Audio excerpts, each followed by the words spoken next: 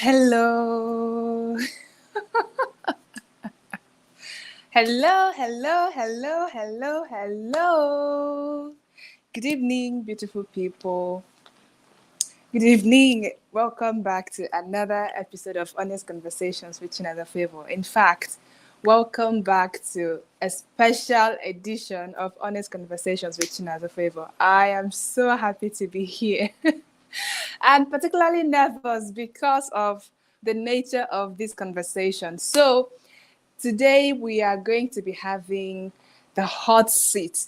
This is a special segment that I put out where we invite special guests and they come on, we ask them all the questions we've been meaning to ask them. And to kick it off, I decided to offer myself as a lamb of sacrifice. Okay, so to kick it off, please let me know that you're watching. Good evening, Salvation Hope. I see that you're here. Hello, I see 5 people watching. Please share this link with your friends. If you know anyone who could have asked a question, because I put out a link yesterday, and today too, I told you guys to send me your questions, all the questions you've been wanting to ask me all this while. And you bombarded me with questions. Oh my goodness, I'm so happy to be here. Good evening, Lucky James. Good evening, Bro Joe. You are always here. It's such a pleasure to have you. I hope I'm audible enough. I hope my mic is loud enough. Because this evening, it's going to be hot.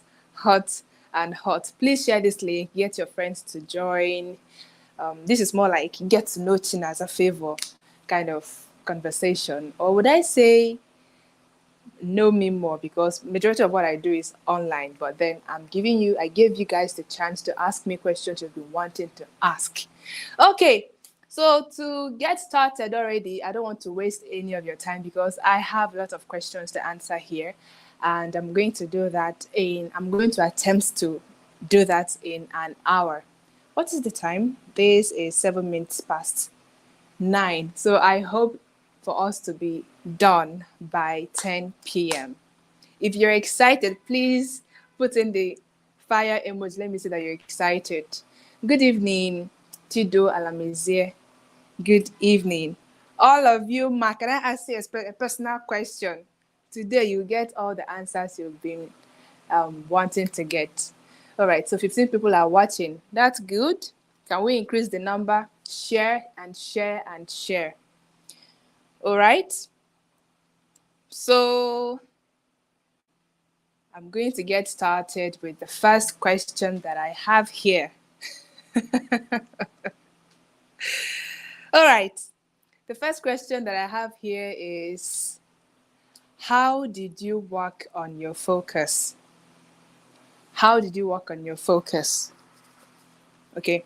So if I get this question correct, you are dealing with distractions and you want to know how I'm able to keep my focus. So what I basically do is to set my priorities right. What is important. So every day that I wake up, or before I wake up, so the previous day or the night before the next morning, I already plan out my day. That way I am less stressed when I wake up because I already know how I want my day to go, right? So I plan, I have a to-do list, I set my priorities right. Okay, what's important today? What is important for me to do? I set them in order of importance, okay? And when I wake up in the morning, I check my to-do list. What am I supposed to do first? What am I supposed to do second? And all of those things. That helps me to keep focus on what I'm doing. And one thing that has helped me also, I plan to put out a separate article on this, is to block out every distraction when I am doing something. So let's say I say, okay, I want to study now. Okay. I try to be present. I don't allow myself to go this way or that, I don't allow my thoughts to go different directions. So I say, okay, for the next 30 minutes, this is what I'm going to do. So for that time, I I bring myself to that moment and I do what I need to do for 30 minutes. I don't exceed 30 minutes. If it passes 30 minutes, you're on your own. So I take mini breaks and then I come back. Okay. So it's not like I'm doing this thing, my mind is going somewhere else or those other places. No. If this is what I want to do, I focus for that time, get it done. Then I can now think of other things. That's how I keep focus. Planning, having a to-do list, and being present for every task on your to-do list. Okay. The second question that I have here is okay. The second question here is, in using a to-do list, how do you make up for several distractions and unforeseen circumstances, especially time-consuming ones that might come up during the course of the day? Hello, Emanuela. I see that you're here. Good evening. Uchevikai, thanks for being here. All right, let's continue. So, in using a to-do list, how do you make up for several distractions and unforeseen circumstances, especially time-consuming ones that might come up during the course of the day? All right. So, when I make my plans, I understand that this is life. Life will always happen to us, especially if you're not living alone. If you live with people, if you're a young person and you live with your parents, you can't really dictate how your day can go that much. But the much you can dictate, you work around it. Okay. So know the times that you are most likely able to have to yourself. This is to someone who lives with people and you don't usually have time to yourself, but walk around those times that you can keep to yourself, like before every other person wakes up. So in the morning, you might decide to wake up earlier than others so that you can get some things done before every other person wakes up, and then you're being sent on different errands and all of those things. And then before you sleep, you have some time now. Before you sleep, you can put some tasks for then. And during the day, you check for times when you can actually say, okay, this is how my day is going to go. So instead of saying from 10 to 12, this is what I'm going to do, from 12 to 1, this is what I'm going to do, you'll be getting lots of disappointments and feeling bad because your plans don't always go the way you want. But you can say, okay, in the morning or for 1 hour, this is what I'm going to do, or at this time, this is what I'm going to do, right? But don't plan your day without giving spaces in between time, in between tasks. Don't make your to-do list without putting place chances or spaces in between tasks. Okay, because when you're able to put spaces in between tasks, you can make up for those spaces. So when there's a distraction, sort of, you can make up for those other times because you already created space in between tasks for yourself. I don't know if that makes sense. So understand that life happens. Even if you are living alone, something that could be an emergency, like she said, unforeseen. I hope it's a she. Unforeseen circumstances that could make you to lose focus or not play by your to-do list. So understand that life happens, but to the best that you can, try to keep to it. Okay, there's not much you can do to avoid emergencies from coming up, but try to the much you can do. Christopher Patience is asking, please, which church do you attend?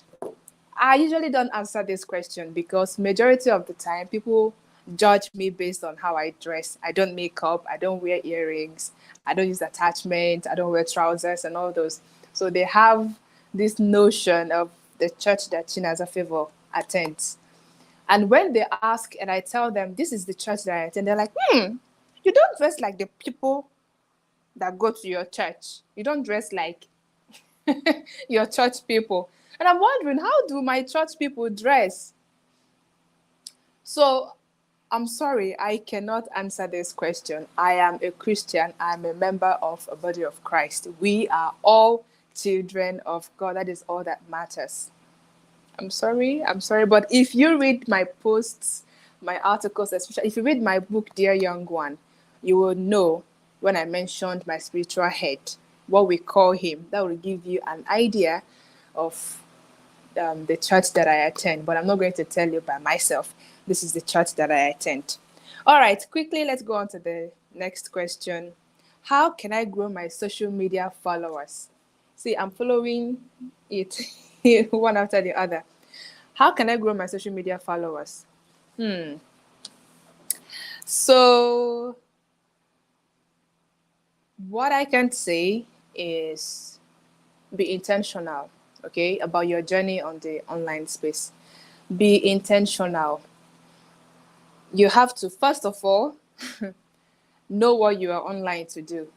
You have to have a message. You have to have something that you stand for and you're willing to communicate to your people. All right. So get started. Know what you are online to do. Have a message, have a brand message. Just have a goal for being online and communicate your message.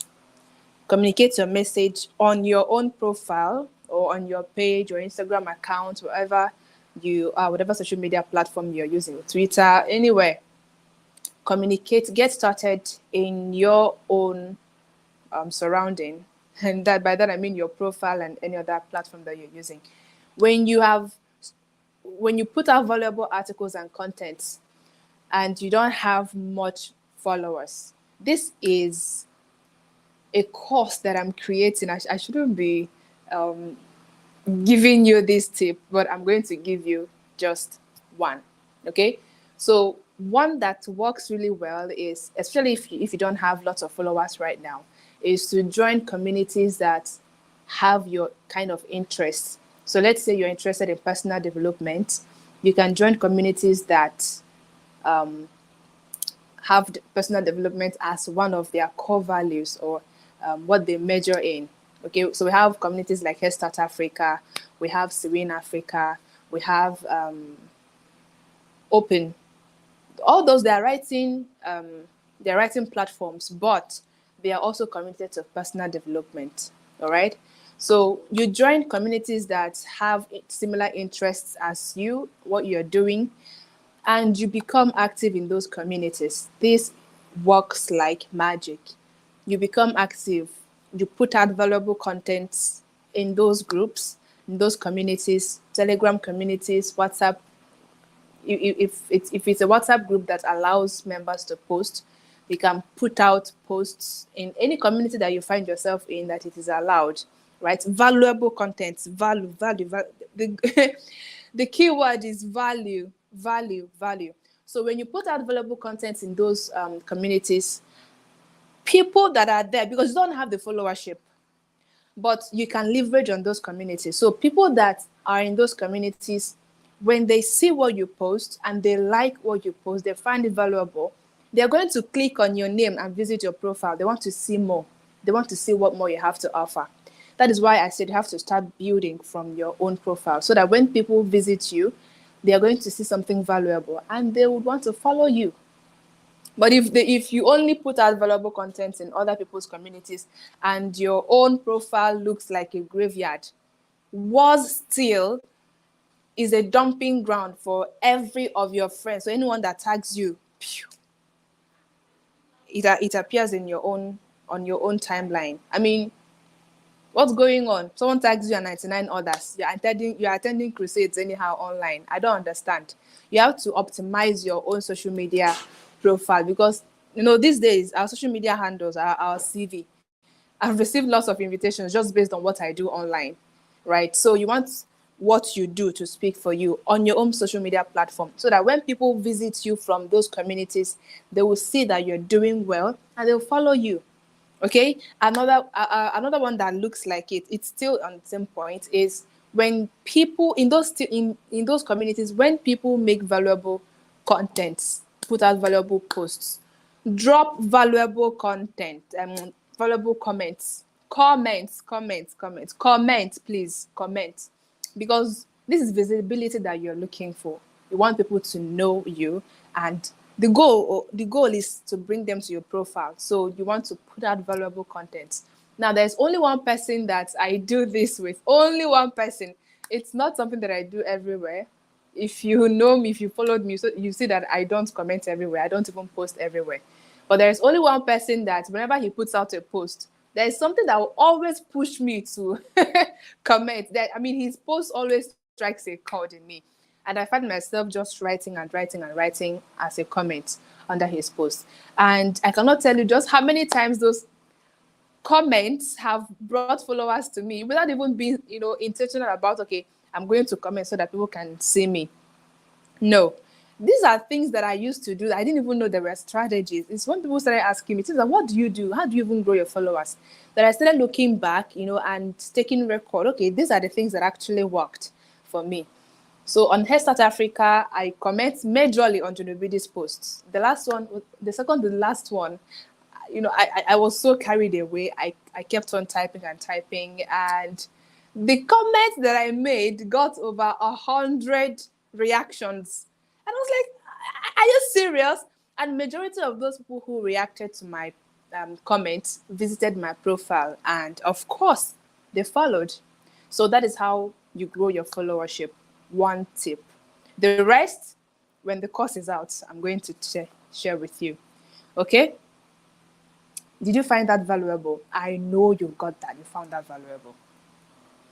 Okay. Someone is asking, are you married, ma'am?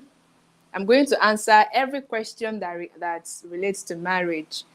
Actually, I told you guys to ask your questions responsibly. But no, now you must ask. You must ask because I said personal questions. You must ask.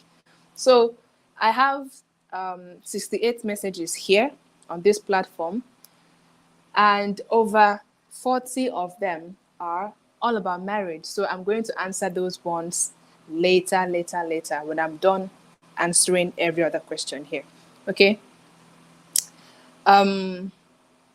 Okay, another marriage question. Okay, this person is asking, how did your social media journey begin? So I started my social media journey. This present account that I have right now, I opened it in 2015, and I was not serious. All I knew was that I wanted to inspire people. I wanted to motivate people, aspire to perspire. So I was a teenager, quite young, but I found that Facebook was kind of community. Even though I hadn't seen anyone doing something amazing online, but I found myself drawn to Facebook. I just wanted to post to inspire people. And funnily enough, I did not even understand what I was writing those days. I honestly didn't understand all those motivational stuff I was putting out. In 2017, I remember a friend asking me in 2017, February 2017, Chinaza, those things you put out on Facebook, where do you copy them from? I'm like, I don't copy it from anywhere. I just sit down and I write. He said, are you serious? Yes. So I'd always wanted to inspire people and to motivate them, help them to be happy. That's always been what I'd always loved. And that's what I started doing. In 2017, I became more intentional online because that was when I started posting music videos. This is my social media journey. So I posted music videos. It blew. Like, people were like, oh, this fine girl, she can sing. We thought you could only write, so you can sing too. So the music videos I was posting then from small, it's good to be creative, guys. This is what I did because I had always loved singing. So I found an application after years of searching. I found an application that could remove vocals from a song and play just the instrumentals for you. And you sing you sing in the application. It syncs your voice with the instrumentals and it looks like a studio recording. And I tried it. It worked. Then I continued. I posted. Okay, I saved that song, downloaded it to my phone, I copied it to a different link because it was not possible to download it directly to your phone from the application. I copied it to a different link, downloaded it to my phone, and then uploaded to Facebook. So I would record, save, download to my phone, and send to Facebook. That's how I was just doing it. And people were just loving the songs, and people were sharing the songs. That's how I got my first 5,000 followers on Facebook, I think, in 2017. My songs, my hair made me actually get lots of followers on Facebook because I was part of Natural Hair Babes then, and I was posting regularly. That's why I look back now. I said that actually worked because I was posting regularly on Natural Hair Babes, and people were just wow by my hair. Like, your hair is so fine. I said, thank you. And so they follow me on Facebook. Then I was teaching them how to use natural hair products on their hair. But I mean natural, I mean raw organic products like like okra, like egg, like avocado. Yes, if you watch my videos on YouTube, on Facebook, my old videos, you're going to see them. And it's funny because when I watch myself now, I'm like, Chinaza, that's so cringy. Not the things I was teaching, but how I was behaving. And I was folding my hands like this, looking everywhere. Like, it was just it was really funny looking back now, but that's how my journey began. And she's asking, how were you able to identify your niche? So first of all, I need to say that I don't have it all figured out. Okay, I am still on my journey to discovering actually what it is that I want to do. I put out an article some time ago, a few weeks ago, that this is, now that you are young, is the time for you to explore your interests. So I have not discovered my niche, please. I'm trying out my interests. I'm trying out different things that I'm interested in: singing, writing, public speaking. You saw recently, I even acted because I was like, let me even see if I could actually act. Because when I was in Anambra State, I'm now in Lagos. When I was in Anambra State, I used to act. I used to be part of my church's drama team, and I was very good. So I wanted to see if I still had that vibe. Well, it was there just a little bit. So I'm still trying out, but all I know is that I know that I have a message, and that message is a message of hope and healing. Helping people. I just want people to live happier lives, make better life choices. But I have not been able to actually craft it into a particular brand message that I have, because that niching down, I feel, is kind of it's like a prison, and when you find that niche, you don't want to expand out of it. So I'm just like a bird set free. So let me roam right now. Okay, I have not discovered my niche. And she's asking, what were your greatest challenges before you achieved this social media height? Do I have a greatest challenge? I don't think so. It's been a smooth journey for me because my goal has not been to grow followership. Okay, my goal has just been to inspire people. So I would write, people would find what I wrote inspiring and share. I mean, that's what I'd always loved doing. So I didn't have a metric for measuring my social media growth. I just loved doing what I was doing. And it's been a wonderful journey all through. Even till now, I can't say that I would have a very big challenge right now because I'm still doing what I've always loved doing, inspiring people. The goal is not to grow social media followers. I just want people to be happy. And if they find my content valuable, they share, or they just stick by and tell their friends to follow Chinaza Favour. Okay?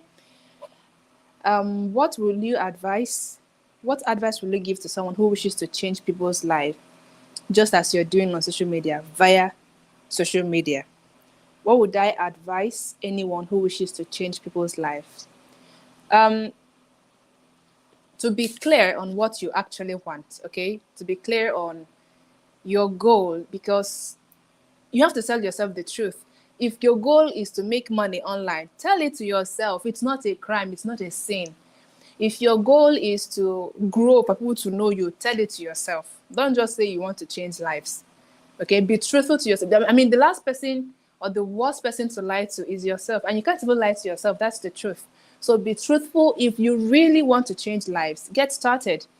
Okay, get started. It might not look like it's possible, or you might not really feel like you're doing something because people don't pay attention in the beginning, but keep doing it. Consistency is going to pay off in the end. Okay, just craft your own message. Don't want to be like anybody. Don't want to be like Chinaza Favour. Find your uniqueness, find your unique style of expression, and do it. I mean, we want you, not another Chinaza Favour. I hope that's clear. And she's asking, lest I forget, are you married? Don't worry, you are precocious. You will know whether I'm married or not later on. Okay, so the next question here is, hello Chinaza, thanks for all you do in this online space. I'm so grateful for your gift of you. May God continue to bless you and amen. So her first question is, or his first question, Emanuela Felix, okay, it's a lady. Please, when did you start on Facebook and how were you able to have many followers on Instagram? So I've shared my Facebook story. Let's talk about Instagram. So on Instagram, I started becoming active on Instagram in January this year. And in 1 month, I got 10,000 followers. Yes, seamlessly. Yeah, it's all about value. What do you want to do? Are you like, are your contents valuable enough? You have to be sure that you are putting out your best, that what you're putting out is your best. Again, what do you want? What is your goal? You want to ensure that what you are giving out is the best that it can be. The goal is not perfection. The goal is excellence. Okay, so when I started becoming active on Instagram, I'm sure Instagram was, they were shocked. Like, who is this girl? From nowhere, you blew up. Even some of the people that I follow were like, Chinaza, how did you do it? In 1 month, you've gotten 10,000 followers. And we that have been here for years, we still have 2,000 followers. 2,000 followers. But, you can't deny the fact that physical beauty plays a role in these things. Because I had my beautiful hair, my beautiful face, because Chinaza Favour is a very beautiful young lady. You agree with me on that, don't you? So I think the appealing visuals also aided in bringing people in. So if you want to get started, please don't start with pictures you took in your room or pictures you took at your backyard because you're trying to be real. No, studio pictures always help. They always pay. They always help to make your visuals neat enough. Yeah, if you're a graphics designer or you can work with a graphics designer, that is going to help. Okay, because it makes your pictures or whatever you post on Instagram. Instagram is a very visual platform. They love to see. Yeah. So you want to ensure that what you're putting out visually is appealing enough, and then your write-up has to be appealing enough too. Okay. On Instagram, I ran an ad once on Instagram in January, but I wouldn't say that is why I grew. It was just one ad that ran for 6 days. Okay, and even the post I put out after those ads even did better than the ones I did that I boosted. So I would say value, and consistency. Because if I posted once and ran away, nobody would have followed me. Okay, value, consistency. Another one is, how did you become popular on social media? Am I popular? Me, I'm still looking to be popular. Well, I don't know. It's still what I'm saying. Value. If people find what you do valuable enough, they're going to share to their friends. They're going to get other people to say it. Okay? Precious Adekola, thanks for joining. Olubadara Simi, thanks for being here. Egwaku Vikian, good evening. Good evening. Popularity is not the goal, but keep on putting out valuable content and be consistent. I cannot overemphasize the need to be consistent. I cannot talk about it enough. Consistency. It is what we need. It's a virtue or a skill that my generation needs to learn because we don't have it. We do it once, it doesn't work, we just give up. But nobody ever gets anything done for real by giving up, right? So the next one is please could you recommend mind shifting books for one to read? Don't worry, I got you covered. I wrote these ones down. Do you have your pen and paper? So please type them in the comments for me. Let's get started. So I have this book that I want to recommend. Okay, a couple of them actually. Mind shifting books. That was what you said. So I'm going to share books that have helped me and a couple of other people to have mind shifting sessions and experiences. Okay, so we have the 80-20 principle by Richard Koch. 80-20 principle by Richard Koch, Koch. Someone should please write that down. Sapiens by Yuval Noah.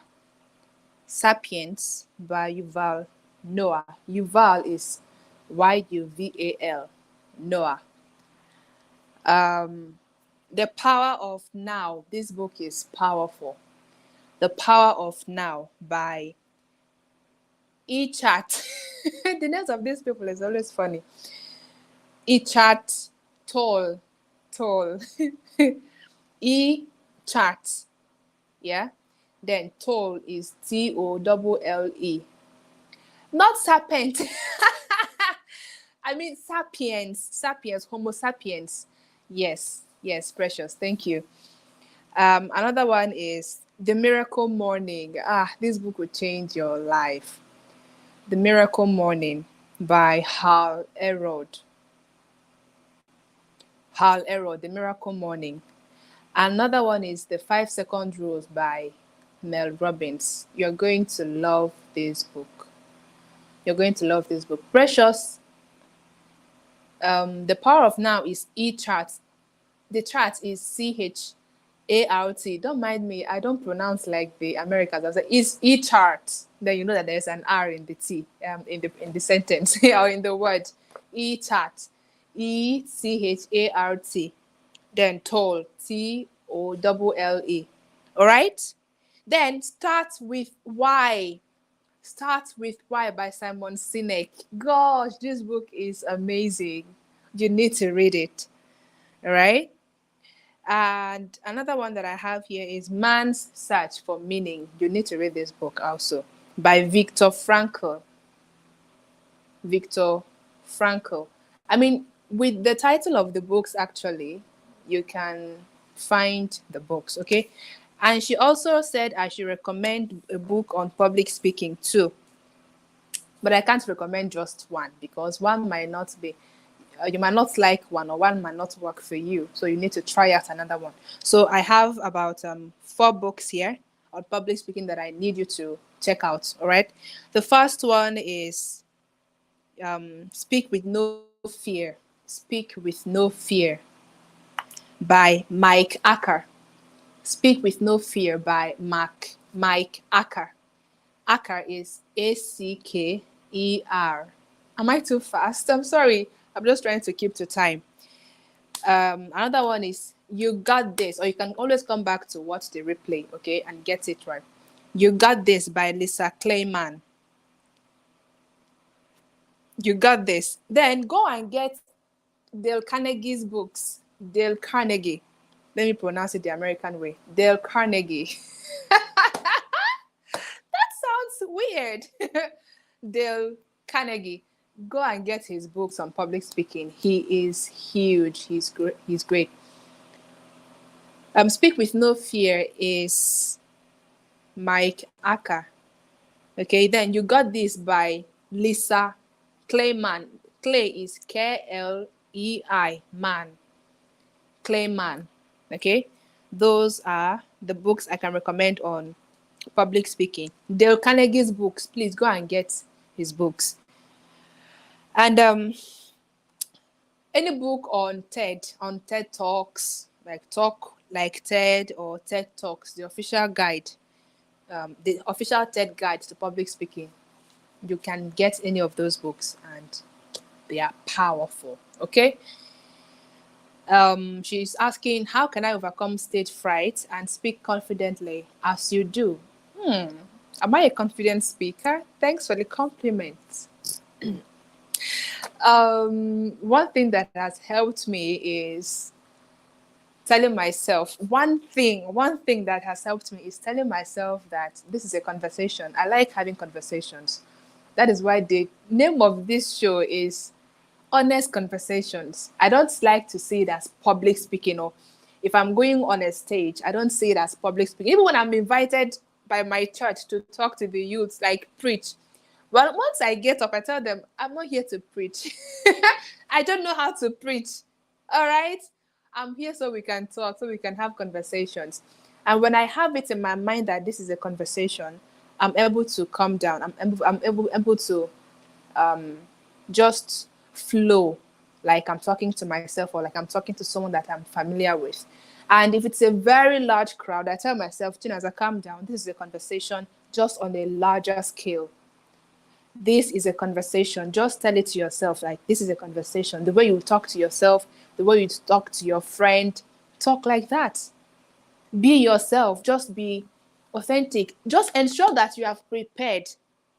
Okay, ensure that you have prepared whatever it is that you're going up to speak or to talk about, and tell yourself that you got this. That's why you need to read You Got This by Lisa Clayman. You got this. Believe me, you got this. And you practice and practice and practice. I mean, nobody gets perfect until, well, not perfect. No one becomes an expert without practicing. All right. Another one is, what were the tips you use in writing your books? Your books breathe fire. Somebody should pour me cold water. Somebody should pour me cold water. My books breathe fire. Okay, what were the tips you use in writing? So before I get started on writing any book, this is how I'm able to write books in 1 month, like a whole book. And my books are not 50 pages long, like guides or handbooks. No, they are usually over about 200 pages long and all that. What I do that has helped me in writing, by the way, I have a writing class coming up soon, a writing course, not even a class, a course on writing coming up soon. You need to get in. All right? Keep your eyes out on my page and my account, my profile, wherever Chinaza Favour is. Keep your eyes out. Got my eyes on you. The tips that have helped me to write my books is to have a guideline. Okay, I know the idea, the main idea of my book. I know what I want my book to talk about. I know what I want, the emotion I want my book to evoke in people. I know the results I want people to get from reading my books. And so what do? I put out guidelines. This has helped me. Like, if you follow me and if you've been in anywhere that I was invited to speak, you know that I like putting my points. I like bullet points. I like breaking down my speeches into points. Even honest conversations, you know that we have points. We have points. So that has helped me. I have guidelines for my books. Okay, I have topics that I need to write about. So I break it down. It may not be necessarily be chapters themselves, but ideas. So once my ideas are complete, see, the book is done. The book is ready. If it's as good as finished, because it doesn't take me long to develop an idea. Okay, it doesn't take me long. Once I have it there, just give me a couple of minutes. I'm done developing a whole point. So don't just start writing. Give your book a structure. Give it a structure, and you'll see just how easily you'll be able to walk through it. Okay? That is one tip that has helped me. Another one that I have here is, Ma, how were you able to discover your purpose, Ma? Can I tell you that I'm still on this journey to discovering exactly what it is that I'm here to do? See, it is not a destination. Purpose discovery is not a destination. Self-discovery is not a destination. It is a journey. Okay, don't be so hard on yourself to discover purpose. I want to discover purpose. God, show me my purpose. God, tell me my purpose. and then you keep going everywhere. Purpose, purpose, purpose, purpose. What do you like to do? That's why I say explore your interests. Explore your interests. Your purpose cannot be too far from your interests. You cannot be sent to save the world and you are interested in animals. No. Your purpose or your interests are usually aligned with your interests. You're supposed to achieve your purpose through your interests, through your talents, your gifts, and your natural skills. Okay? So explore your interests and find what gives you the most meaning. What is it that when you do, it gives you the most meaning? It makes you the most fulfilled. What is it that you do and you feel the most fulfilled? Please try out your hands on that.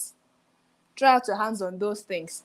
What do you think? What do you feel a burden to change about the world? What is it that if you had the power to change about the world, you would do it? That could be a pointer to what you're supposed to be doing here. Okay? Just try out, explore. Stop being so rigid with yourself and, trying to find it or get it all figured out before you get started. Clarity comes from doing. It comes by doing. Okay? That's how it works. That's how it rolls. That's just basically it. Just start doing something. Start doing something. It gets clearer along the way. Mine is getting a little bit clearer. It's not so clear. I can even tell you that I don't have the next 5 steps figured out. But I'm taking the next step that I need to take. Because the more you walk, the more you do, the less foggy your vision becomes. Okay?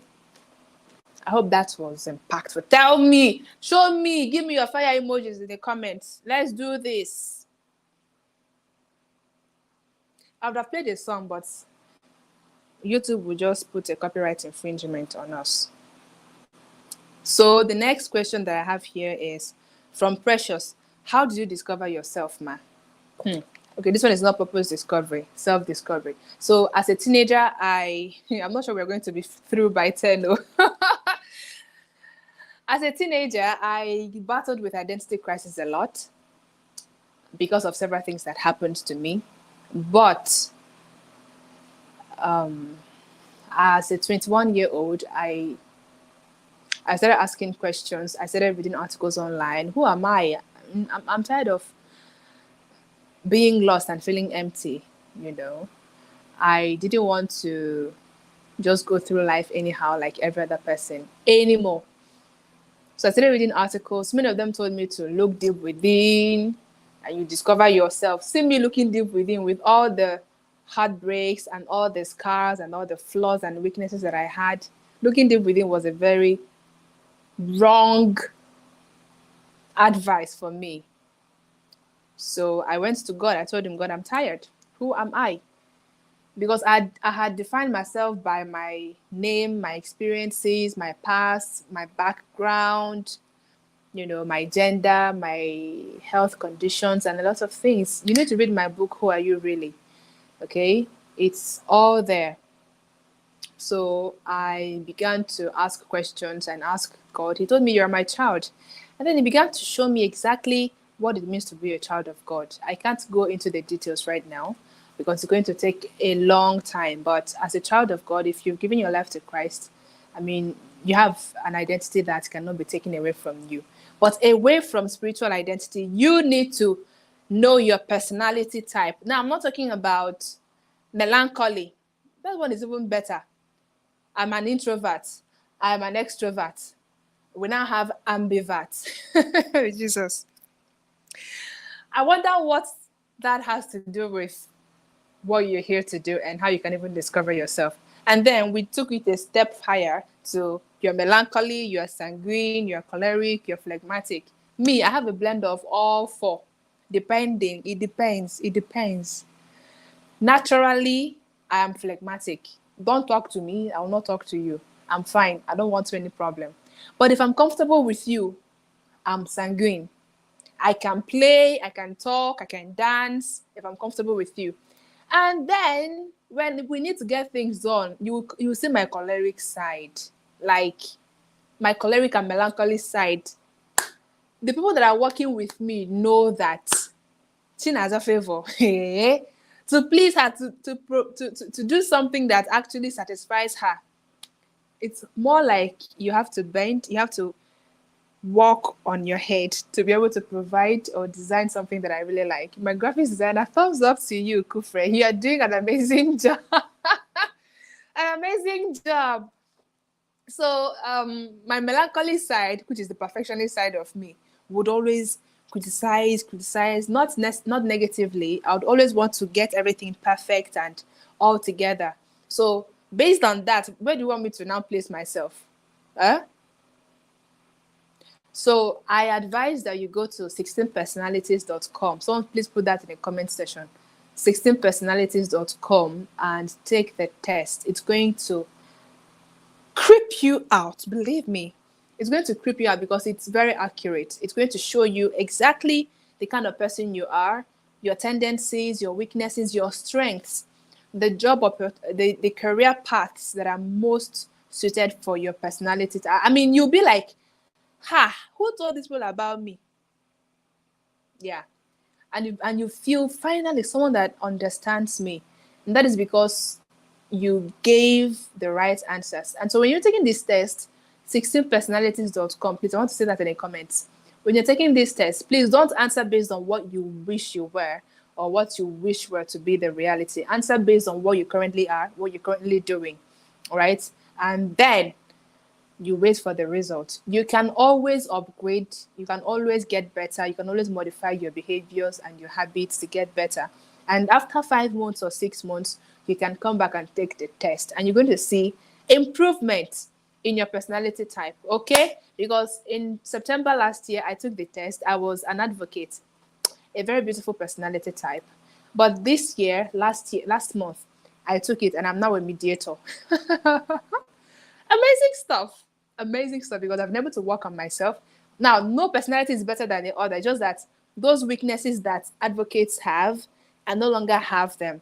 So my personality is now more in line with the personality and the character and the attributes of mediators. That is where I fall in right now. So go check your 16personalities.com. I can't see that. Do I have to comment?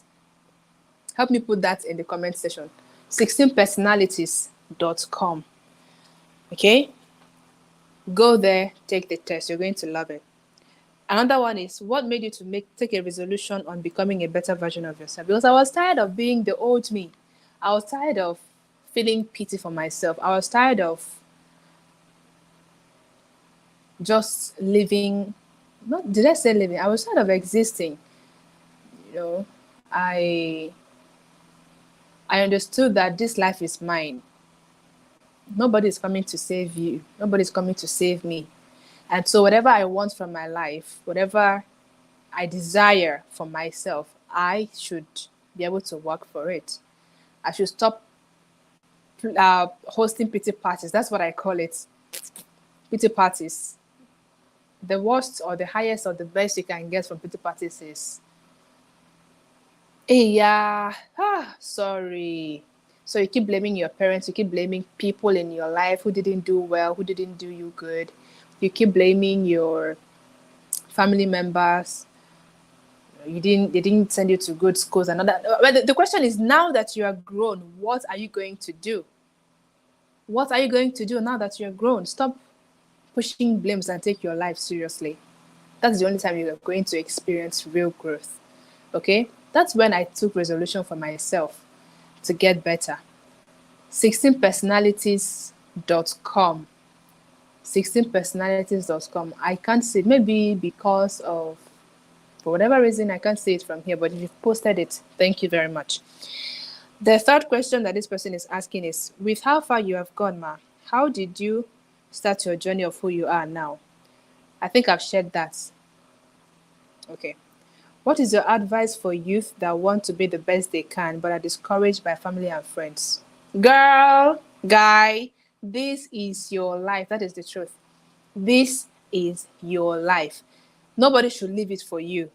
If you allow people to keep living your life for you, over time you're going to get burnt out and you're going to regret having even lived at all, having even existed at all. You're going to become bitter at people So take your life seriously. If you want more out of life, go for it. Over time, these people are going to come back and celebrate you. When I started out on social media, my family did not like the idea. Chinaza, you're always pressing phone. You too, they press phone every time. Chinaza will press phone. Every time, every time, every time. But even though I didn't know exactly what I was doing, but I knew that what I was doing was valuable because people were sharing my posts, commenting nice one. In fact, that nice one was like the best compliment I ever got those days. But now they're irritated, so don't comment nice one on my posts. So I didn't pay attention to them. I didn't give them that liberty because I can be quite stubborn, right? When I'm sure that what I'm doing is the right thing, I can be quite stubborn on that. I can insist that I'm going to do it, and there's nothing you can do about it. Once I'm convinced, just pray that I'm not convinced. If I am, forget it, forget about it. I am going to continue with what I'm doing. And so I continued. Though in 2018, I had to stop because someone was complaining that I was pressing my phone too much. I had to stop in 2018. Just I came online once in a while. Then 2019, beginning and to the middle of 2019, I was not active. It was later in September and on October of 2019 that I became active again online. So this is your life. That is the truth. This is your life. They might not understand your journey. They might not understand your vision. They might not understand. They might not buy into your vision because it's not theirs. You don't expect them to buy into your vision. They were not there when God gave it to you. So why are you so keen on getting everyone on board? As long as your life is not at stake, please go all in, go all out. They're going to come back and celebrate with you. Your success will make them to change their minds. That father that is telling you, you're not my son if you're not a serious boy. Mama Nkechi, come and see your child. Come and see your daughter. When you start blowing online now, if it's online that they're complaining about, in my case, when you start blowing online and they start seeing the fruits of the seeds you've been watering and tending to all this while, you see your father will be like, that's my daughter, that's my son. He will not come around Nkechi again or to come and see Nkechi, but like, that's my son. So this is your life. Just live it. Go all out. They will come around. Okay? Friends, I'm not even looking at friends. Friends should not even dictate what goes on in your life and what doesn't. I'm talking of families now. Go all out. Another one is, can you give suggestions or recommend books on how to become a good and better orator? So I have already mentioned books on public speaking. Those are the books that you need. She said, I'm too shy, but my ministry needs the bold and outspoken me. You can also suggest groups of like minds if you know any or any element that could be of help. Head Start Africa, please go and follow. Go and join Head Start Africa. I mean, I met with someone yesterday and I told her about Jonobidi. She said she didn't know about Jonobidi. I told her about Head Start Africa. She said she doesn't know Head Start Africa. And I'm wondering, what then do you know? Head Start Africa is like the largest community on Facebook that houses intellectuals. I mean, if you're an intentional young person, you cannot afford not to be on Head Start Africa. Where are Head Starters here? Please wave your hands. I want to see the Head Starters here. Do I have any?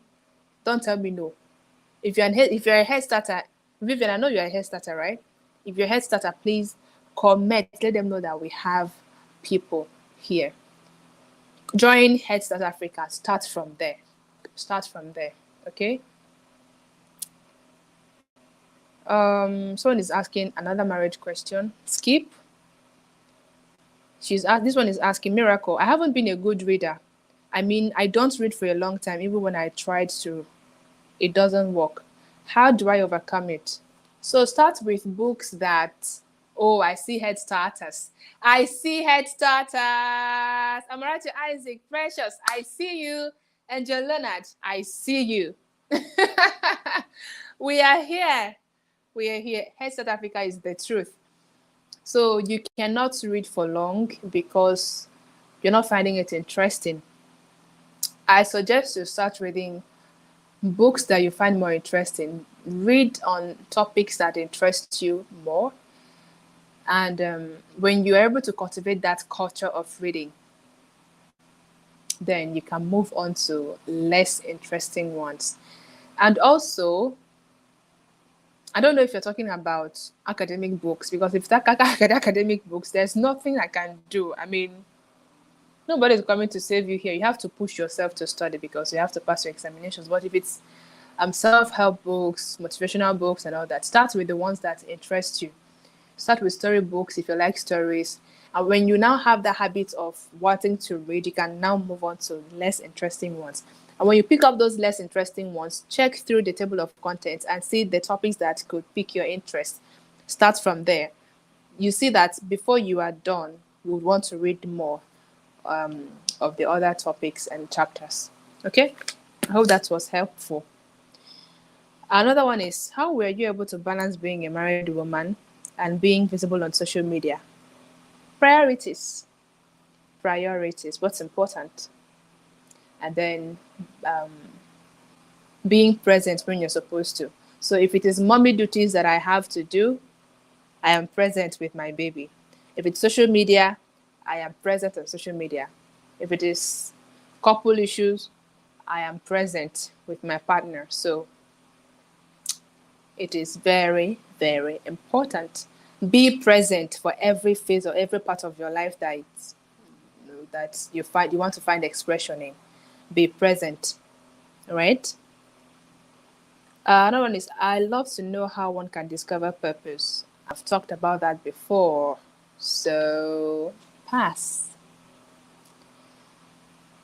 Wow, what a question. Do you have a boyfriend? And who is he? And if no, why?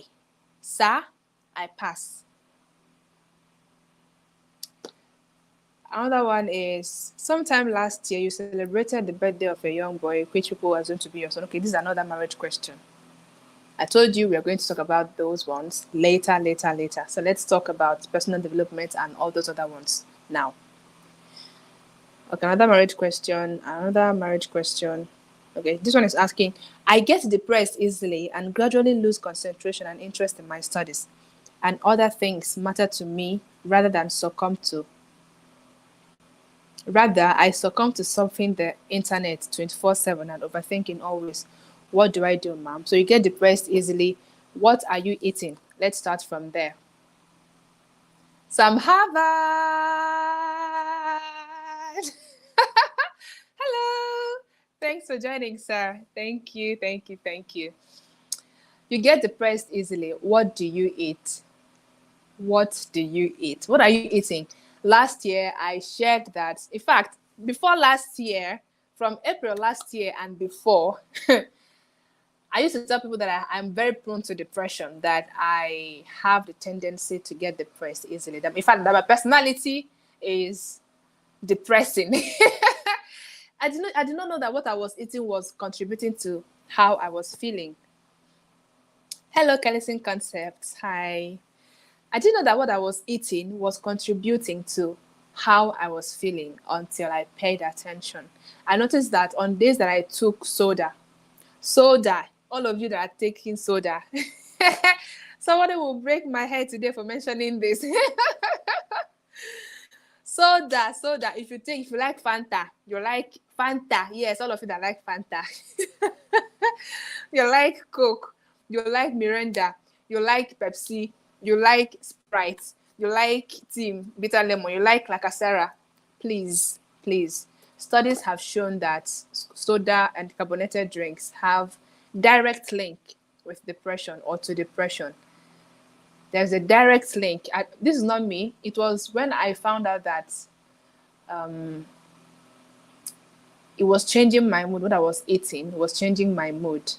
I decided to go on a search and conduct a couple of research. And I saw that it has direct link. Carbonated drinks have direct link to depression. So, because they contain large amounts of sugar. Yeah. And you don't want that. It also contributes to aging. You don't want to age before your time. You don't want to look 50 when you're just 35. I mean, look at this beauty. Like, people say that I'm 18 years old. And I'm, like, if someone asked a question about age, I'm not going to tell you my age. I'm going to tell you then. But look at this beauty. Beauty, 20 something, and there someone is telling me you are doing such an amazing work, even as a teenager.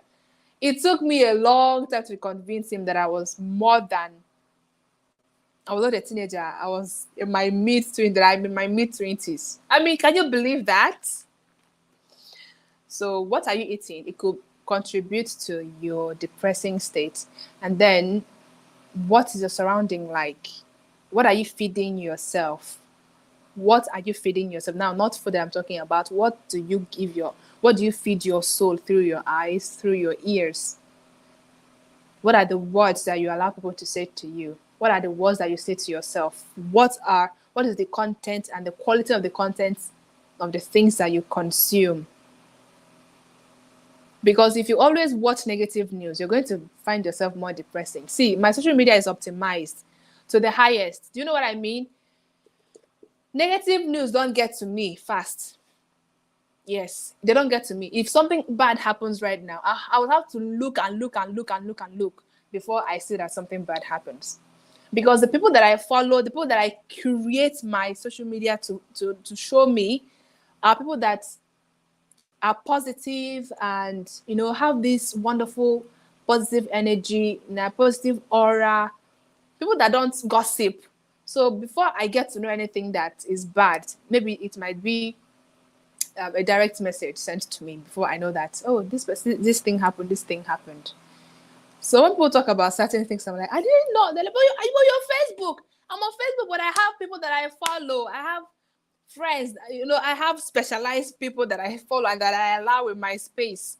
If I notice that you post negative content and you post abusive contents, gossip, death, and all those rubbish, I just block you because my mental health is very important for me. Okay? So you get depressed easily and gradually lose concentration and interest. So this is a habit of scrolling. It's a habit. You are not a procrastinator or you're not lazy. You have a habit of procrastination. This is what Mel Robbins said, and it changed everything for me. This is not who you are. This is a habit that you have and you can break it. If you see it as a habit, you see that you can break it. But if you see it as who you are, you see that it's impossible almost for you to change it. So if you find yourself surfing the internet, it means that you don't really have something that drives you. So give yourself a purpose. Don't try to find a purpose. Give yourself one. For the sake of this conversation, give yourself something. Find something that really drives you. Find a cause that really drives you. Find an activity that is meaningful, that drives, that you look forward to, and do it. Right? Get out, drop your phone. So I have this thing where I don't touch my phone for some days. I don't touch my phone at all. Yes, not some days though. Sometimes in a day, I don't touch my phone for hours on end because I no longer put myself under pressure to always reply messages on social media and all that. My mental health very important. So sometimes I just drop my phone because this is very addictive. Very, very addictive. Drop your phone. You're not going to die, you believe me, you're not going to die. It is a habit. See it as a habit and you can break it. But if you see it as who you are, you feel like this is just how I am and I cannot change it. But if you see it as a habit, you see that you can change that habit. You can break that habit by giving yourself more important things to do and more productive work to do, right? And you're always overthinking. It's a habit also. You can break it. What causes you worry? What stresses you? Try to get away from your stressors. Try to get away from things that stress you. If there are things that you can easily avoid, get away from them before they even stress you. If there are things that you cannot avoid, when they come, block them out. Have songs that you listen that put you in a very good mood, that lift your spirit, or you could start reading a book or just an activity or watch a movie or a YouTube video. Me, I sleep on YouTube. You watch a YouTube video that really inspires you. Okay? And instead of overthinking, get doing. Excuse me a little. Excuse me, let me turn on this. It's kind of getting hot in here. So instead of overthinking and worrying, start doing it. Start doing it. Someone like me, I have that tendency to overthink. I mean, I live in my head. I live inside my head a lot. If you leave me, I would brood on a thought. I would brood on an idea so much and for so long that I don't get anything done. I'll just be thinking of how it's going to go in my head. I've built a whole house. I've built a castle. I've built a whole kingdom. I've built an empire in my head, but I don't get it done. Okay, so I am learning to push myself to get started. So instead of thinking of the biggest picture or the bigger picture, work it down. Work it down. I mean, there are some work that people cannot do for you. I can only talk, but the bulk of the work is left for you to do. Right? So instead of overthinking, is there anything you can do about the situation? If there is, get started. If there isn't, let it be. Let it be, or let it go, let it go. Speaking words of wisdom, let it be. If you cannot do anything about it, let it be. I mean, wahala, I know they finish you. So make you try to enjoy. Huh? Okay, the next one is, how do one discover purpose in life? I've answered that one. How were you able to grow to this point on social media? Being relevant and recognized. I've answered that one too. Another marriage question. Another marriage question. You guys are funny. Another marriage question. Another one. Another one. Another one. Another one. Oh my goodness. Another one. Another one. Y'all are funny. Another one. Okay, this person is asking, as a young person that succeeded despite the high rate of moral decadence in our society, what helped you to keep your head high? What motivated you not to keep up, not to give up?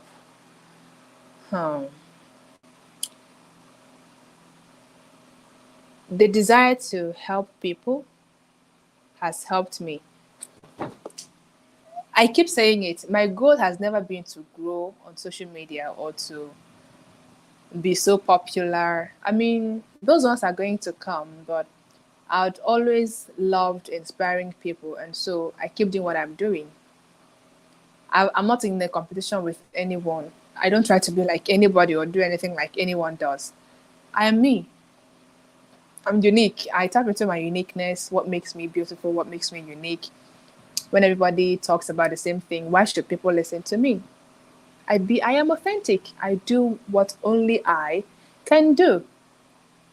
So what motivated me is the drive to just see people become better as individuals. I'm not interested in your professional life. Yes, I'm more interested in your personal life and how you know the quality of life you have as a human being. So I just keep putting out content because it's my interest, what I'm passionate about. So I never run out of content. I never run out of ideas. I always find inspiring stories to. I always experience inspiring things. I have inspiring experiences, and I'm willing to share. I see lessons in my experiences, and I share. So I really don't or have not had the reason to not be motivated. The only thing is that some days I don't feel like showing up. Like I'm tired. Um, I don't feel so good. But am I still motivated? Am I still, do I still have that drive to help other people and to put out content? Of course. And so I do it regardless. I do it anyways. Just do it. That's Nike, right? Just do it. The next one is another marriage question. Another one. Another one. Okay, this one is, did you face low self-esteem while growing up? If yes, how did you overcome it?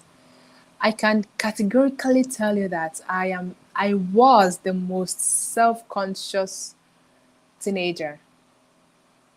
you would have met, or you could have met if you knew me when I was a teenager.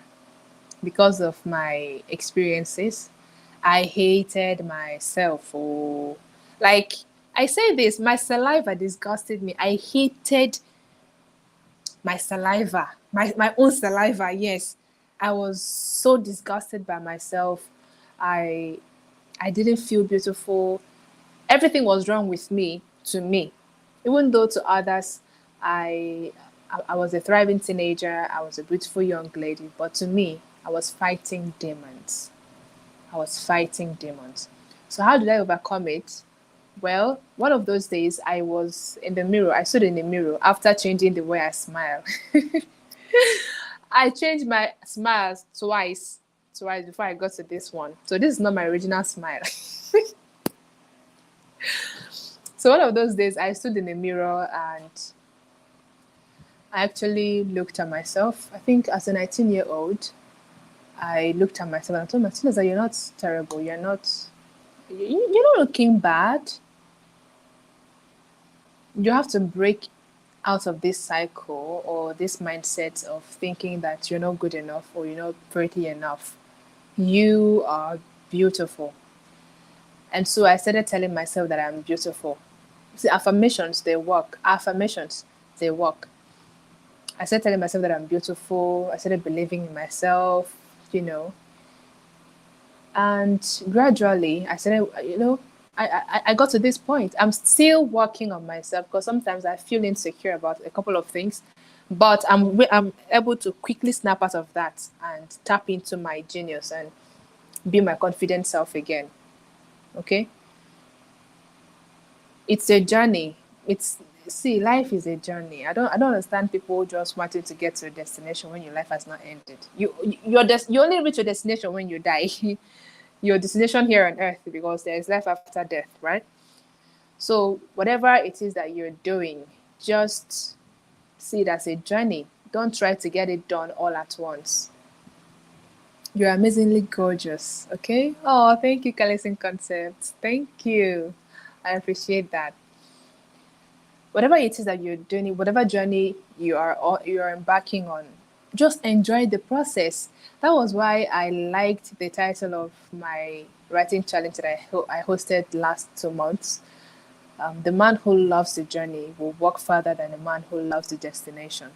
So just enjoy the journey because there are several beautiful things that are on the way to pick up, several lessons, several experiences that you will miss out on if you're so focused on the destination. Okay? And what's the one thing you'd tell someone aspiring to be like you? Don't be like me, please. See, this used to be a compliment for me, but not anymore. Please don't be like Chinaza. I don't want another Chinaza. I want you to be you. I want you to be the best you that you can be. See, the best you can be if you want to be like Chinaza is to be the best copy of Chinaza Favour. And if you be the best copy of Chinaza, what happens to the original you? What happens to the main you that you're keeping away from the world? What happens? Don't be like me, please. Learn what you can from me. You can learn the way I do things. This is my best, my authentic way of expression. This is me just being Chinaza Favour. And I have audience. I have people that want to learn from me. You have people that aspire to be. So you want to be like me because I'm real. Be yourself. Be yourself. Be true to yourself. Look at check out for what makes you unique and tap into those things. Okay, look for your unfair advantage and be you. Be you. I have a course also on authenticity coming up. If you want to tap into that, I have a lot of things for you guys this year and next year. You don't want to miss out. Okay, get your monies ready. None of them is free. The next question that I have here is: have you made any mistakes since you started? I mean, since I started this online journey, right? If yes, what's your advice to others? One mistake I said that I have made and I'm still making, even though I want to learn, is not leveraging relationships. Okay, I have had many well-meaning people come to me and want to relate with me, want to support what I do, but because of my introverted nature because of my personality. I don't like talking to people. See, me coming online is because of the because of the fact that I need to show up. Left to me alone, I'll be in this room and not even come out. So when people come to me personally and be like, "Oh, you're doing amazingly well," and they think that because of the way I show up, that's how I would be personally.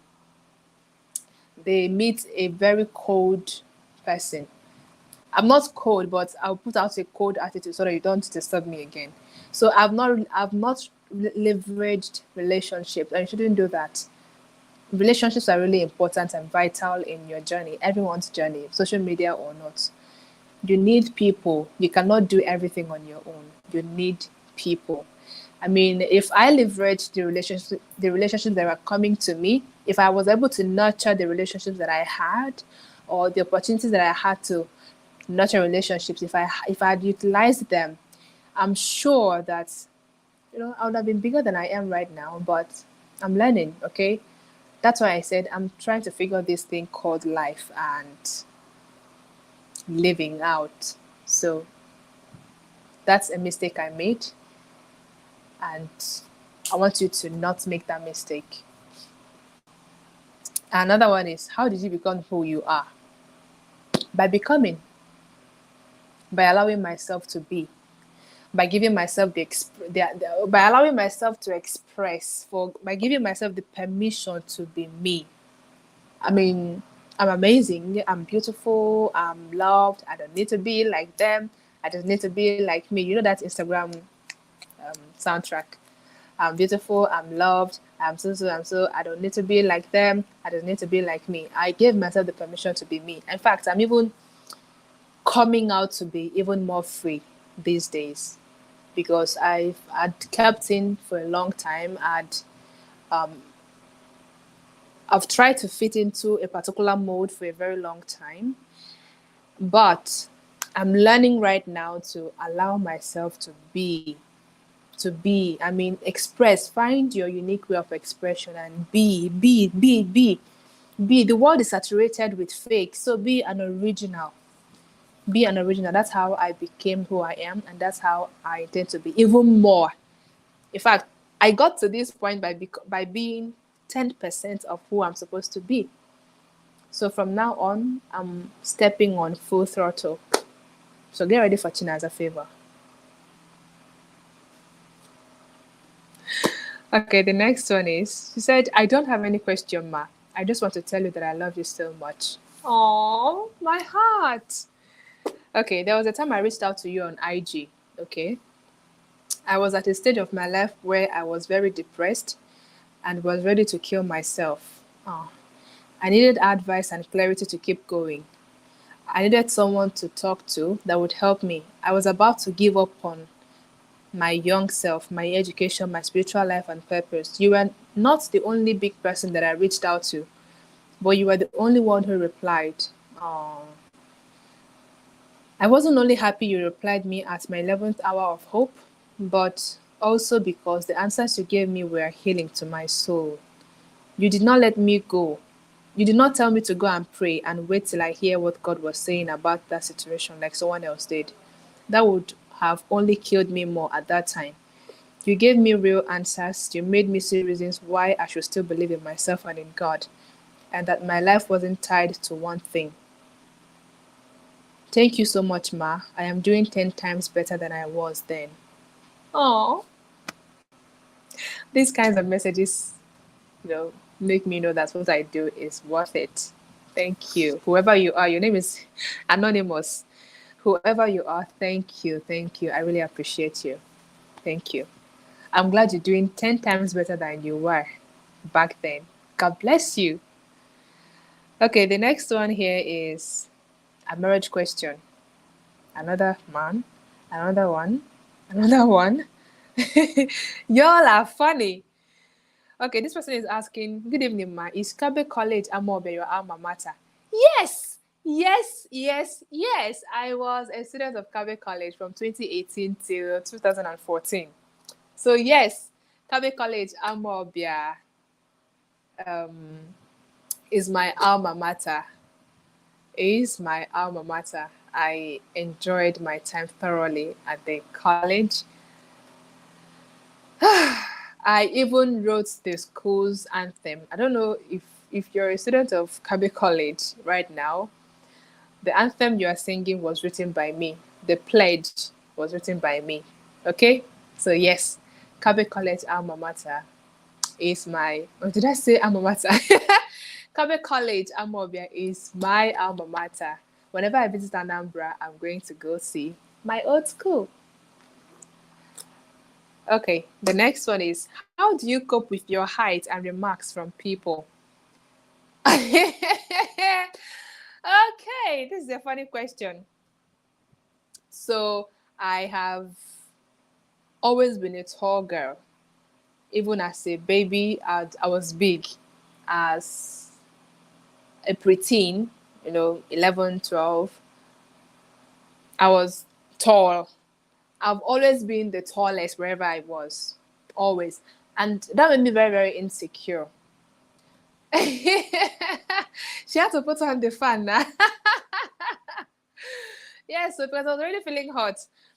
Um, I was very insecure about my height because my friends then in school were not as tall as I was. I don't know if it was insecurity that made them to say those things to me. Ah, you're too tall. You shouldn't even stand close to us. So when they were walking or when we were walking to anywhere, I would walk behind them because I would the height difference was really much. But now, uh, now Now I wear heels. I wear heels. I was at the Next Voices conference in May, and even though I'm over 6 feet tall, I wore heels. I have a program coming up on on Saturday. I'm going to wear heels, even though I know I might be the tallest girl there. So the people that were at the Next Voices conference in May were like, "Chinaza, you're already tall now. Why do you need to wear heels?" I'm like, because I want to. Because before now, I wouldn't want to wear heels because of what people would say. Ah, you are too tall. Why are you wearing heels and all that? Dogwa. Those outside people were not helping matters. Dogwa. Ogonogo. If you are Igbo, they'll call me Ogonogo. It made me very self-conscious. But now, I am all for it. I mean, I'm loving my height because I believe that God gave me this height for His glory. You see me, you see the glory of God dripping. I mean, we model for Christ, we model God's kingdom. And so this is His glory seen, revealed. So I have no reason to be insecure about my height anymore. If anyone tells me, how are you so tall, or you're too tall, or why are you wearing heels? I'm like, if you're not okay with my height, then go wear a higher heel so that you can match up. Yes, I say that sometimes, especially when the person tries to make me feel bad about my height. I'll tell you that you are still learning Wako because me, I have my vocabulary is very rich. So don't try me. Just don't try me. And you're asking, how have you built your confidence? Isn't that obvious?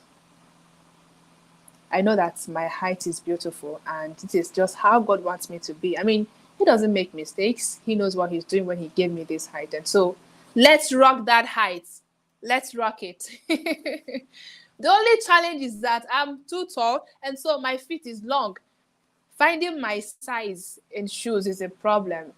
So when I get to where they sell shoes, people know where shoes are sold. I don't even look twice. If I see a fine shoe, I don't even look twice because most probably it's not my size. It's not my size. And so that's the only challenge that I have about being tall, with being tall. But working around it, there are some brands that love tall people. And so they create or they make long shoes for us. Ma, please encourage the short. Don't worry, dear. You see, God is a wonderful God. There has to be a balance. Everybody cannot be tall and everybody cannot be short. If I'm taller than you, I cannot be shorter than you now. Is it not? So we all have our roles in this grand scheme of things. So Howard said, I like your height. Thank you. I can't be blushing. I can't be blushing like this now. Thank you very much. Okay. The next question is your salvation experience. So I gave my life to Christ in 2015 after going back and forth, and it was tiring. And the truth is, in 2015, yeah, 2015, August of 2015, I don't remember the particular date because I'm not good with date, but I remember where I was at a program in Imo State when the call was made. That was when I gave my life to Christ for real. I haven't been perfect, you know, all this while, but God's grace has been helping me, keeping me, and helping me to make better decisions than I used to make. So, yeah, that's how I gave my life to Christ. And it's been a wonderful and fulfilling and beautiful journey with Christ and the Holy Spirit. The next one is, can you send me a gift if that could make me feel better in my present situation? No, sir. The next one is, what would you do if you had the choice between doing what's good and what's right?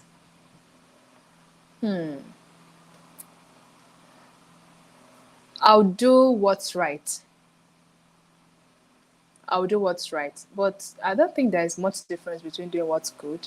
If something is right, then it's good.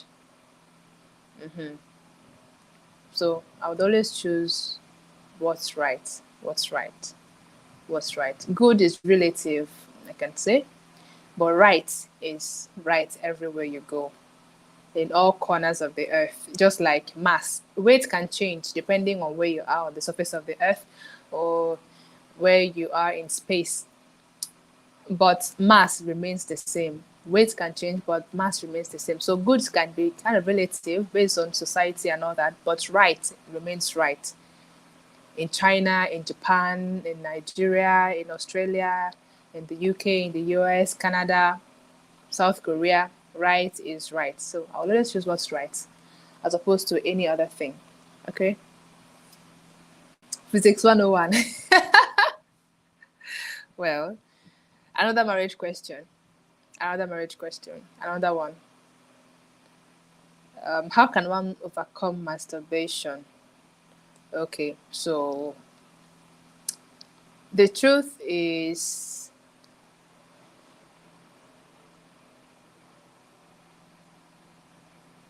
it's not something that only God can do for you, because sometimes when we hear masturbation and all that, we start taking it to the spiritual.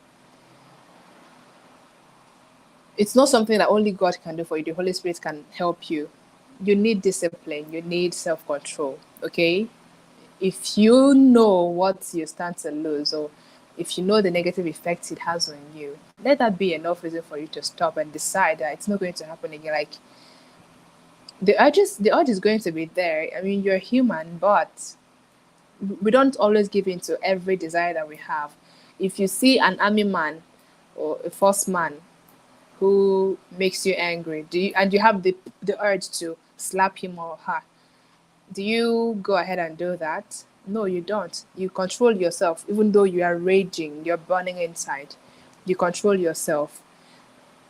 That means you can actually control how you feel and your reaction to things. Your urge is inclusive. So decide that you're going to stop jerking off, and you see God step in where your human strength ends.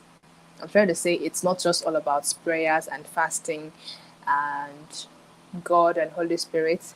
Your discipline, your personal discipline also comes to play. Okay? The next one here is, okay, another marriage question. Another marriage question.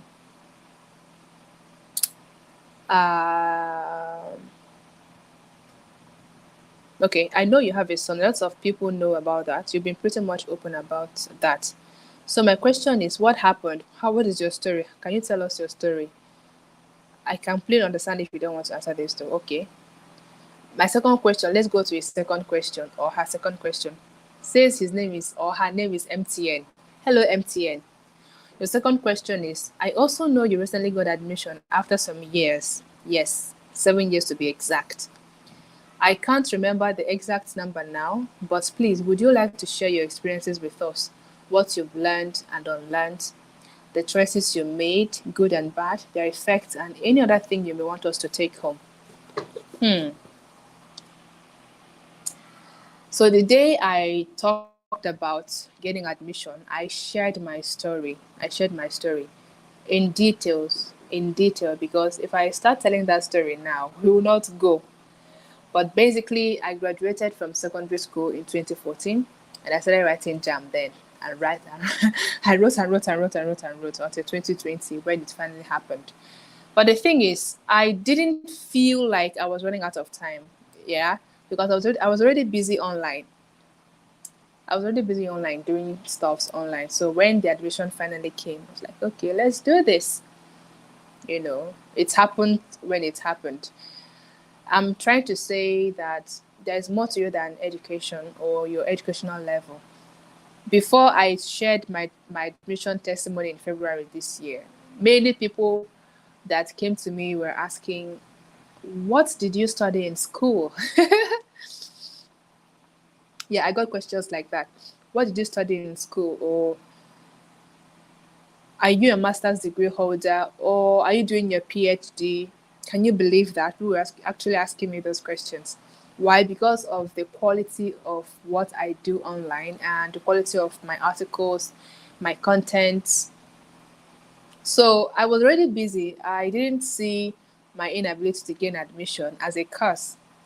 I gave myself a purpose and I was doing it with all my heart. And I kept on writing jam, hoping that it would happen when it happens. And it did happen when it happened. And I'm finally in school. And wonderfully, we have been on strike for the past 5 months. Niger, my country. So I've learned to be useful to myself, regardless of where I find myself or what situation I find myself. Someone was asking, how did you deal with the pressure when you left secondary school and you didn't get into school immediately? I told the person, I gave no one any reason to talk me down. Yes, I'm very fragile. I'm very gentle, but I have a subtle fierceness to my personality. You don't talk me down. You don't say any kind of thing around me. I don't condone them. So even my friends in school, many of them are graduates and even doing their masters right now. None of them sees me as less than they are. In fact, if anything, they they come to learn from me, even though they have the educational qualifications, which I don't have yet. But I have added value enough to myself that nobody can talk me down based on the fact that I am not yet in school. Companies or organizations and platforms that are inviting me don't ask for my academic qualifications. They judge me based on the quality of what I put out online because, see, social media and the internet is the best thing that has happened to humanity, and the worst thing actually, because there's always going to be, balance. Where good abounds, there has to be bad and evil to balance it out. That law of balance always has to play out. So I've been busy online. Someone was asking me yesterday, so since your school has been on strike, what has kept you busy? I'm like, is that supposed to be a question? I have been busy before I gained the admission, and what has kept me busy is what kept me busy before I gained the admission. So I don't understand your question. Okay. I've not made a lot of bad choices since I was waiting for admission. I'd always loved, finding value or seeking knowledge. So I was busy with that. And no, I'm not dumb. It's just that JAMB had their own issues and it was happening to me. Another marriage question.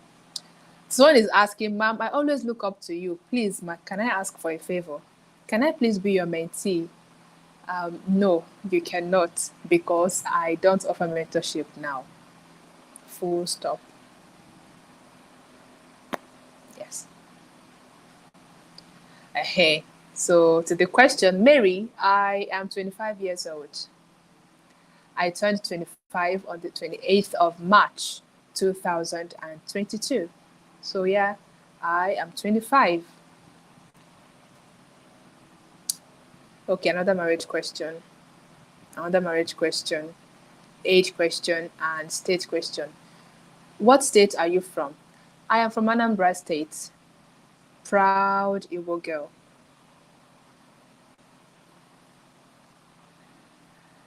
Another marriage question.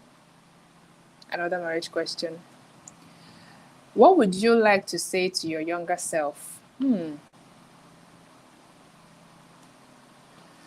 I would tell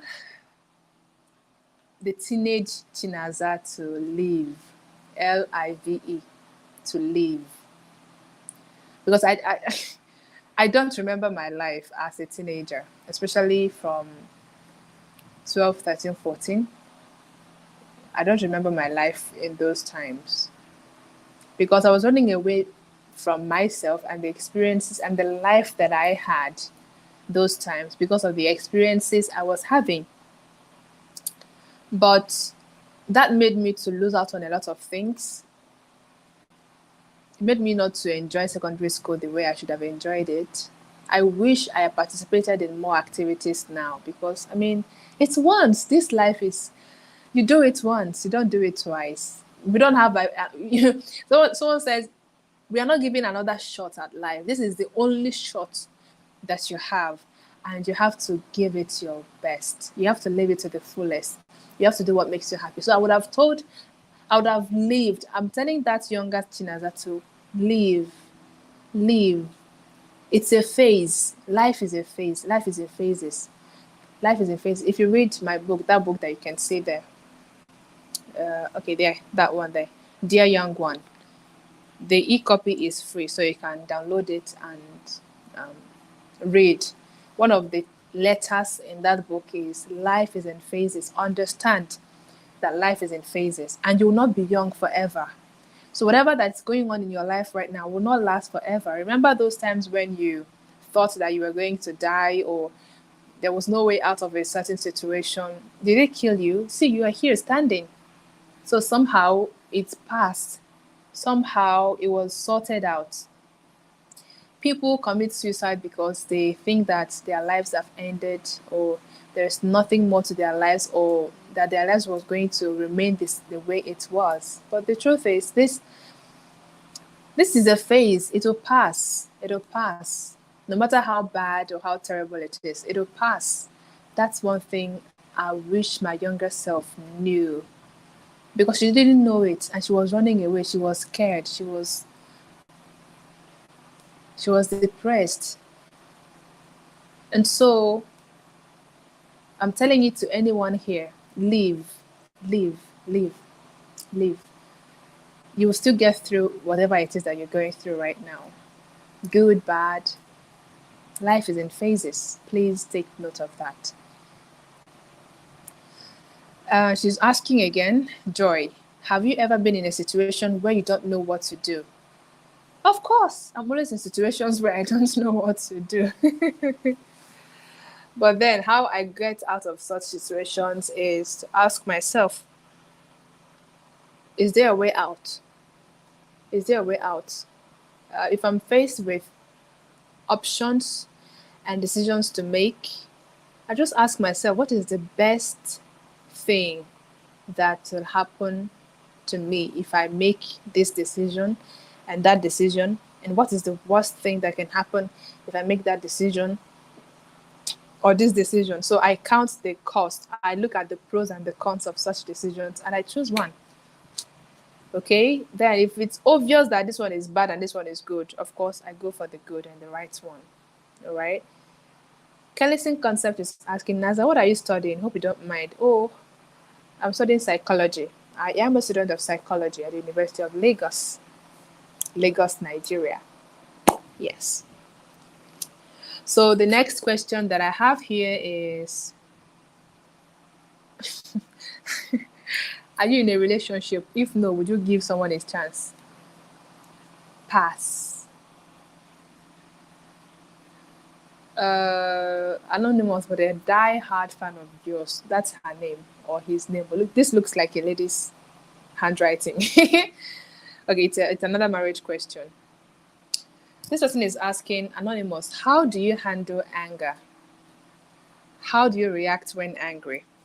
So the truth is, I try not to be angry. Yes, I try not to be angry because it takes a lot more energy to be angry than to be happy. So why get angry? Because when you get angry, you are giving your power and your willpower and your power to choose to a situation or to someone. If someone makes you angry, you've given that person the power to dictate how you feel,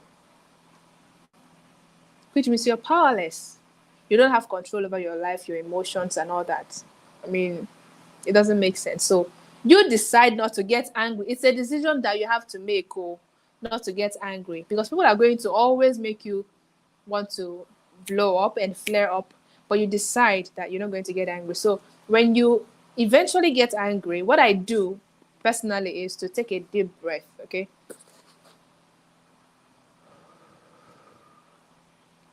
Yes, breathing is a huge way to relieve stress, and it's a huge way to calm yourself down. So when you feel angry, just take a deep breath. When you feel anxious, take a deep breath. When you feel excited, take a deep breath.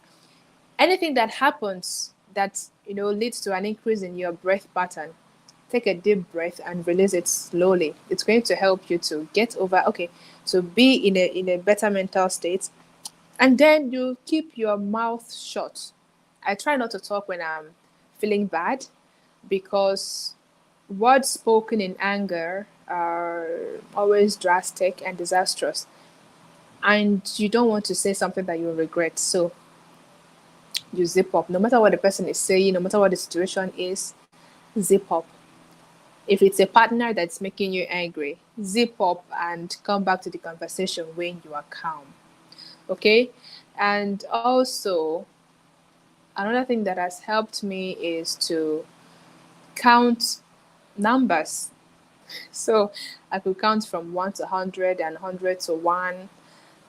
I just count it in my mind, or listen to a cool music or a song that makes me feel good. Music, I'm easily influenced by music. I say that a lot. I love music. It influences me. It changes my mood. Like, it can change my mood from feeling sad and feeling bad about myself. If I'm listening to a song that sings of heartbreak and all those, I feel every single emotion. Sometimes I even cry. Before you know what's going on, the next playlist is a song that is upbeat. You see me jump up and start dancing immediately. So I'm easily influenced by music. So I have a playlist that keeps me going, that keeps me happy, makes me feel good about myself. You listen to worship songs if that's your thing. Listen to cool, relaxing music. Plug in your headphones and think away, listen away. If you have a favorite podcast or a favorite video or a cartoon or animal videos that make you laugh, just play them and relieve that stress. Okay? That's how I handle anger. And how do I react to anger? If I'm in a state where I feel like my breath is increasing, and I'm able to name that emotion, and it is anger that is about to come up to me, I walk away. I walk away. So I recline to my shell a lot. I'm an introvert on a very broad scale. So I like my time. So when it becomes stressful, or I see that this is a trigger that is about to stress me, I just recline. I just go away from that situation and I'm good.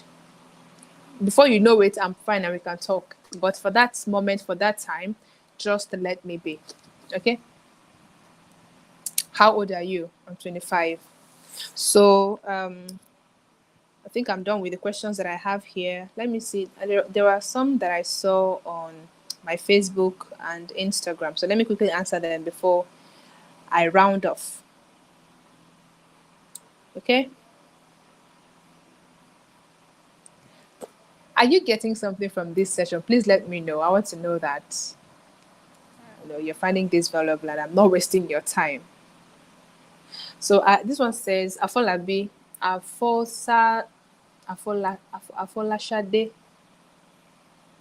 Afosha. I have a question on personal development. What does it take, or what is the requirement to build oneself and be relevant in the society apart from being educated? What is the requirement to build oneself? Consume knowledge. Consume knowledge. Okay, Vivian says, sure, I am. Yeah. Precious says, yes, I am. Joy says, yes, so I see your comments. Thank you for commenting. So, the requirements for building oneself, I would say, what do you want to build yourself in? There are several things you want to build yourself. It's personal development, consume content on personal development, commit to personal development, attend trainings, workshops, pay for seminars, buy courses. Find yourself valuable enough to be invested in, and invest in yourself. Don't wait for anybody to do that for you. Invest in yourself. Be willing to learn. Be willing to learn. Be willing to consume knowledge. I'll not stop saying that. Be willing to consume knowledge. It's very, very, in fact, it's the most important part of this conversation. Be willing to consume knowledge. Be willing to learn, because if you don't learn, there's no way you can grow. If you don't, you grow based on what you eat. Okay? If a baby does not eat, a baby will not grow. If a fetus in the stomach or in the womb does not feed, it will not grow. So to build, you have to consume. So mind what you consume and ensure that they are relevant to where you are going. Okay, it's very, very important. Another one that I have here is, what is your drive in life? My drive in life is to heal the world. Yeah, I know it's a very broad.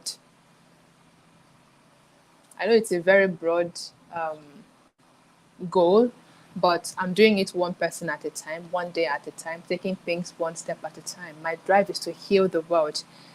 I know that one day the world will stand still and listen to me talk.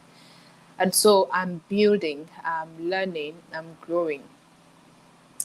Yes, that's my drive in life, to heal the world. And when I mean heal the world, I'm talking about the individuals, the people that make up the world, not one abstract word like that. I'm talking of people, healing people. That's why I am more interested in personal wellness than career building and professional development. Okay. This person is asking, what career path are you into? I'm not going to put myself in that mold or in that box. I'm still exploring. You can call me an explorer. I should change my name to Explorer Chinaza. That sounds good. Explorer Chinaza. I'm still exploring my interests. I'm still looking to see the things that interest me, the things that I think I can do, and the things that I feel give me more meaning or make me more fulfilled. So I'm still learning and working my way around it. But majorly, I know that I want to heal the world. I want to help people to live better lives. I want people to be happier. I want people to, be more kind. I want more love in our world, more kindness, more joy, more quality living, more healthy living. Just what the quality of the life you have as an individual. I don't think there's a name for that yet. So maybe I will invent a name for that career path. But for now, I'm an explorer. Okay. Manaswell says, I pray for more wisdom and knowledge to carry on with what you do. Thank you very much. Thank you very much. Lucky Nathan says you're a knowledge enthusiast. I am, yes, I am. Okay, so let's go to the marriage question. All of you, many of you have been asking. You've been talking about your baby. What about your husband? You've been talking about your baby, and we know when you got married and all that. You don't talk about your husband and every. So finally, you get to know what it is and why I don't talk about Joshua's father. The reason is that I am no longer married. Okay, so that is it. I am no longer married. That's why I don't talk about Joshua's father. That's why I don't post about him anymore. I've been separated for the past 3 years, 3 years now.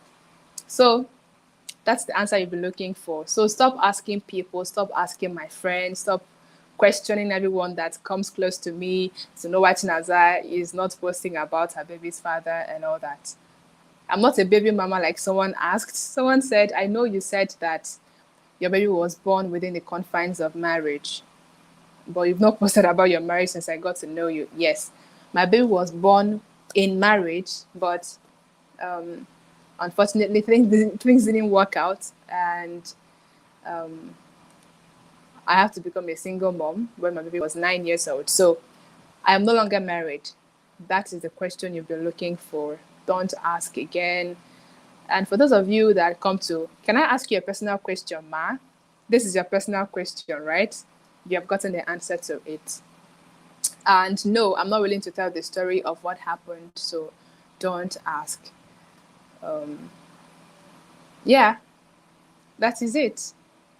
And I think this is where we come to the end of this conversation. It's been 1 hour, 51 minutes, 29 seconds, and we have 23 people still watching. Whoop, whoop, whoop, whoop, whoop, whoop, whoop.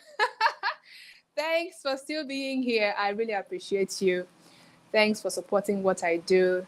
Thanks for being so amazing. Thank you for putting me on this hot seat. And I've been talking for the past almost 2 hours. Yes, Lucky James, almost 2 hours. That's crazy. I can't believe that. But I've had an amazing time with you all. I've had, a good time telling my stories, sharing what I've learned as I journey through life. It's just been beautiful serving you all. It's just an honor. I see it as an honor, as a privilege to serve, because not many people are willing to do this. I know that many people want to add value to people's lives, but not many people, are able to break away from their limiting beliefs, the things that have held them down, their past and their experiences. So yeah, I count it a huge privilege and an honor to serve. That God will even put this desire in my heart to serve humanity. It is such a wonderful honor. So thank you very much for watching. God bless you all, and I'll see you all next week. Next week, we are going to have another amazing time. Remember, Honest Conversation holds every Thursday by 9 p.m. Every Thursday by 9 p.m. I hope I'll see you next week. We have a very important topic coming up next week. And also, if you've not joined our Telegram group, you're not doing us any good though. Because what if Facebook fails tomorrow? That means you've lost access to me now. You don't want that, and I've lost access to you also. So ensure to join our Telegram channel. I'm going to put out the link in my next post tomorrow or this night. Make sure to join. I cannot wait to have you. And also invite your friends also to watch this video. Before you go, have you liked this video? You have not liked. Why? Have you subscribed? You have not subscribed to my channel. Why? You cannot come and be getting all this value and go. You cannot eat and clean your mouth now. It's not nice. So go ahead and do the needful. Like, subscribe, and share. I love you, and have a wonderful night rest. Bye.